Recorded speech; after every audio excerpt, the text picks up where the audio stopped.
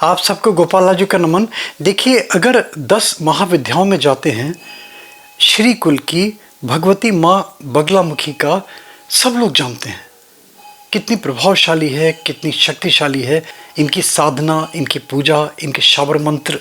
और ये भी सब जानते हैं कि माँ बगलामुखी की पूजा पाठ, साधना, अनुष्ठान, मंत्र अगर करे जाते हैं संयम से, आस्था के साथ, तब ये असंभव कार्य को भी संभव कर देते हैं। अंधेरे में भी इंसान को रास्ता दिखा देते हैं आगे चलने का। और शत्रु शमन के लिए तो इसको रामबाण बताया गया है। मगर शायद लोग बहुत से कम ये जानते होंगे कि जितना प्रभावशाली है, जितना सरल दिखाई देता है और जितना अधिकांशतः ये चलन में आ रहा है, उतना ही ज़्यादा ही इंजूरियस है, उतना ही ज़्यादा ही डेंजरस है। क्योंकि इसके जो विपरीत प्रभाव हैं उसके बारे में कोई परिचित नहीं है। उसका सबसे बड़ा कारण क्या है? इसका शुद्ध उच्चारण। देखिए, उत्तम नारायण पांडे जी 10 महाविद्याओं का सूक्ष्मीकरण करके लाए हैं। मैं समझता हूँ कि इतना सरल वीडियो संभवतः आपको और कहीं नहीं मिले। इसमें इन्होंने हर चीज़ को एक ऐसे ढंग से प्रस्तुत किया है कि जो इन सब चीज़ों से अज्ञान है उसको भी 10 महाविद्याओं के विषय में ज्ञान मिलने लगेगा।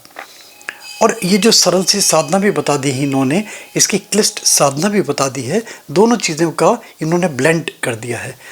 इसमें अगर चाहिए होगा तो माँ बगलामुखी का यंत्र चाहिए होगा। माँ बगलामुखी का यंत्र बहुत सहजता से अगर आप ऑनलाइन जाएंगे तो वहाँ पे भी मिल जाएगा। डिस्क्रिप्शन में भी देख सकते हैं।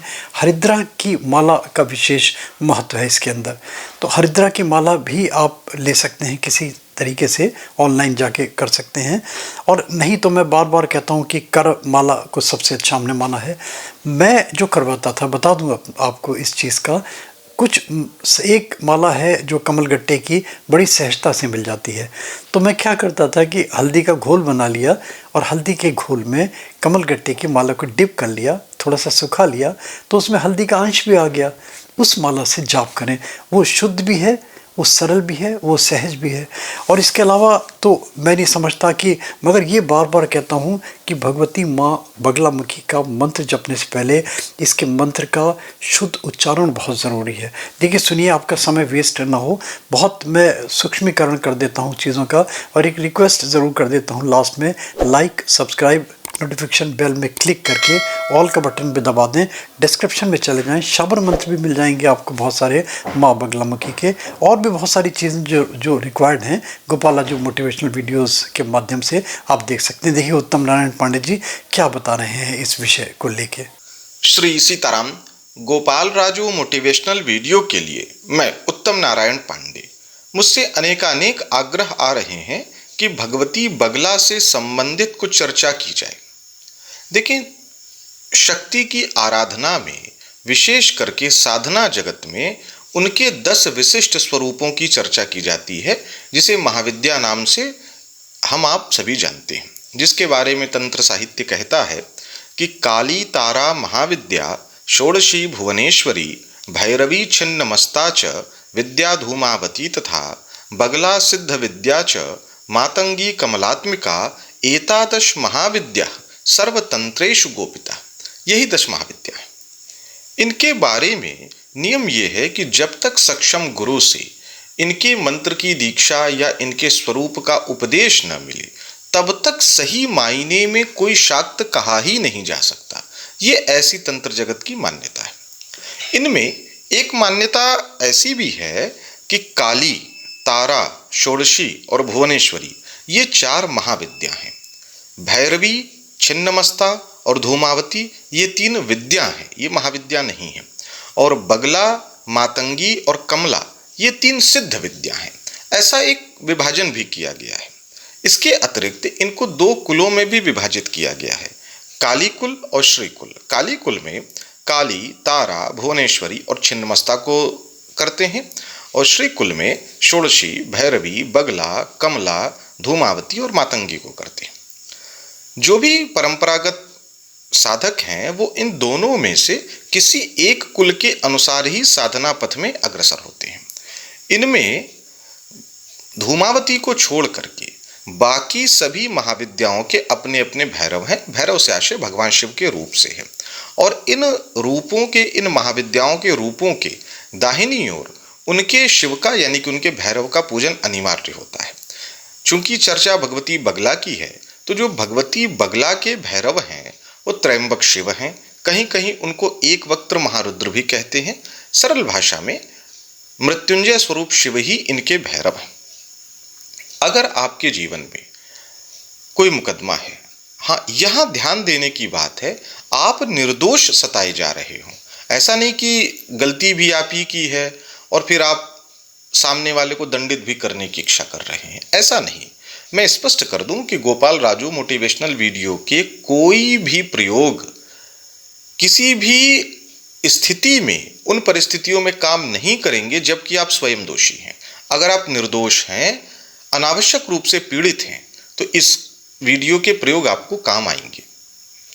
तो अगर आप पर अनावश्यक किसी ने मुकदमा कर दिया है, आपकी संपत्ति कोई हड़प रहा है, मिथ्या आरोप लगे हैं, अनावश्यक कोई आपको परेशान कर रहा है, आपकी मानहानि कर रहा है, जीना हराम कर रखा है, कहने का आशय ये है कि जब जीवन नारकीय सा लगने लगे, कोई रास्ता न दिखने लगे, आपको लगने लगे कि अब सुधार असंभव सा हो गया है, तो असंभव को भी संभव कर देने की जो क्षमता है वो भगवती बगला में है।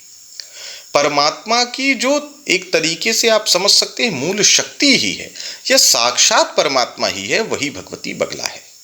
स्वतंत्र तंत्र में, सांख्यायन तंत्र में, अनेक तंत्र ग्रंथों में और बाद के जो तंत्र ग्रंथ हैं, मंत्र महारणव, मंत्र महोदती, शाक्त के अनेक ग्रंथों में भगवती बगला की महिमा भरी पड़ी है।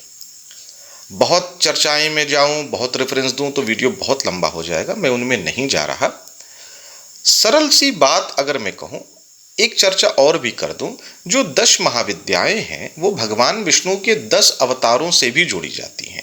इनमें जो भगवती बगला है वो भगवान विष्णु का जो कूर्म अवतार है, यानी कि जो कश्यप अवतार है, उससे भी इसका संबंध है।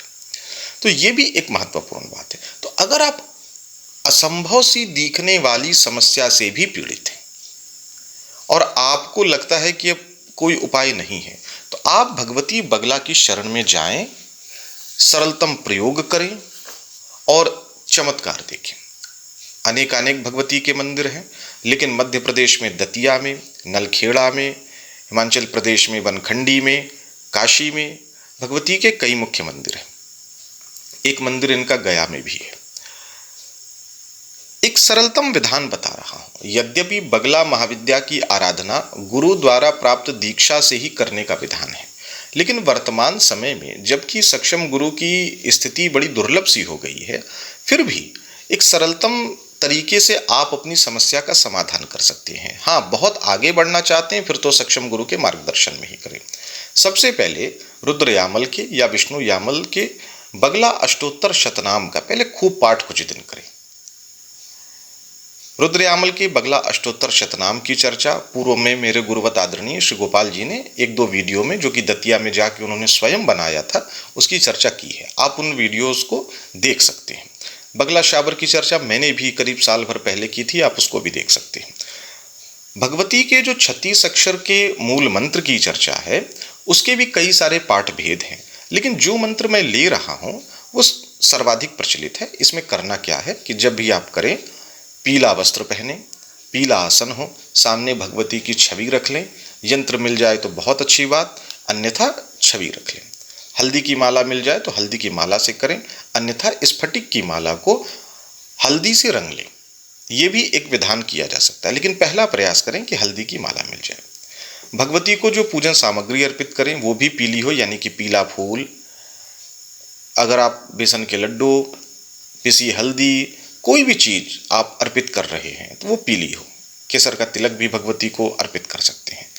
सारी चीजें कर लेने के बाद रुद्राक्ष की माला से पहले जो 3 अक्षरों का मृत्युंजय मंत्र है, ओम जूम सह, ओम जूम सह, ये 3 अक्षर का त्रैक्षरी जो मृत्युंजय मंत्र है, कम से कम 1 माला, 5 माला या 11 माला इस मंत्र की जप कर लें, क्योंकि बिना भैरव के देवी प्रसन्न नहीं होती है।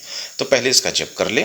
वैसे तो भगवती की विडालिका यक्षिणी है, उनकी हरिद्रा गणपति हैं, बहुत सारी चर्चाएं, लेकिन एक सामान्य व्यक्ति केवल ओम जूम सह इस त्रैक्षरी मंत्र का पहले जप कर ले और जो मंत्र मैं बता रहा हूं उसका 36 बार, 1 माला या 5 माला 11 माला, जैसी आपकी समस्या है और जैसी आपकी सुविधा है, इतना जब आप प्रतिदिन कुछ समय तक करें, आप देखेंगे कि आपको अंधेरे में भी रास्ता दिख रहा है।